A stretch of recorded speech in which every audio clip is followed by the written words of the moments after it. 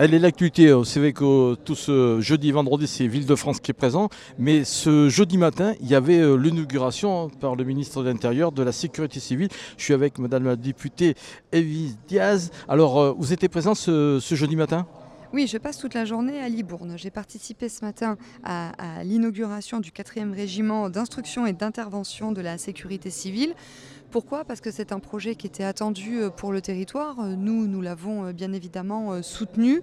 Donc c'était important de participer à cette inauguration.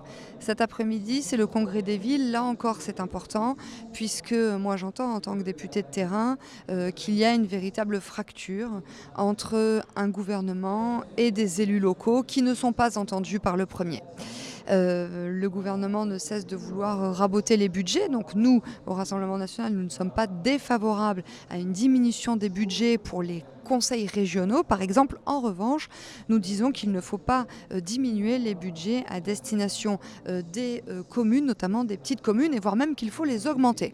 La semaine prochaine, nous travaillons à l'Assemblée nationale sur un texte intitulé Le statut de l'élu. Et donc je viens écouter aujourd'hui les attentes des élus locaux afin de pouvoir porter leur voix la semaine prochaine à l'Assemblée nationale à l'occasion de ce texte au cours duquel j'interviendrai régulièrement.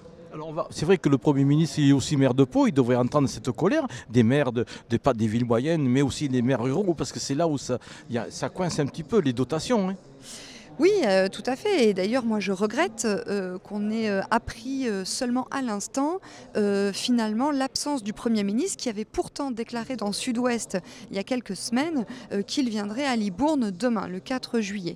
Donc, vous voyez, c'est une fois de plus ce qui caractérise ce gouvernement, c'est de l'impréparation, c'est de l'agitation, mais au final, c'est de l'immobilisme parce que on voit de plus en plus de collectivités territoriales qui continuent de souffrir. Vous voyez, moi, ça fait 3 ans que je suis députée maintenant et 3 ans que j'entends des élus locaux qui manquent de reconnaissance, qui manquent de budget, qui manquent de moyens.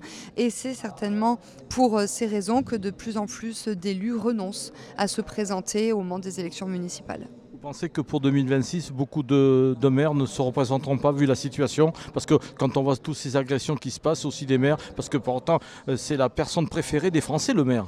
Mais oui, tout à fait. Les Français sont très attachés à leurs maires et c'est normal. C'est parce que les maires réalisent un travail remarquable. Ce sont des élus de proximité. Et moi, je regrette que depuis 2020, on n'ait jamais eu autant de démissions d'élus locaux. Et forcément, ces démissions, la suite de ce désengagement, c'est la diminution du nombre de candidatures pour les élections municipales de 2026 qui est à redouter. Voilà, donc ma présence aujourd'hui sert aussi à témoigner aux maires le plus vif soutien du Rassemblement national. Oui, parce que je suppose que dans votre circonscription, vous rencontrez beaucoup de maires qui doivent vous parler des problèmes qu'ils ont avec leurs citoyens.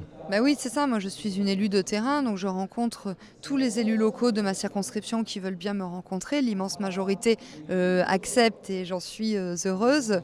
Mais bien évidemment, ils me disent que écoutez, ils font face à des budgets contraints, à une augmentation des attentes des citoyens et surtout à un retrait, une diminution des services publics parce que souvent, ce sont les services publics, par exemple la poste, les impôts ou autres, qui les appellent pour leur dire le service public que vous avez chez vous, comme par exemple la fermeture d'une gare, il va fermer. Et souvent, les élus locaux sont démunis et ils font appel aux députés pour précisément les accompagner dans leur démarche, dans leur lutte en faveur du maintien des services publics de proximité.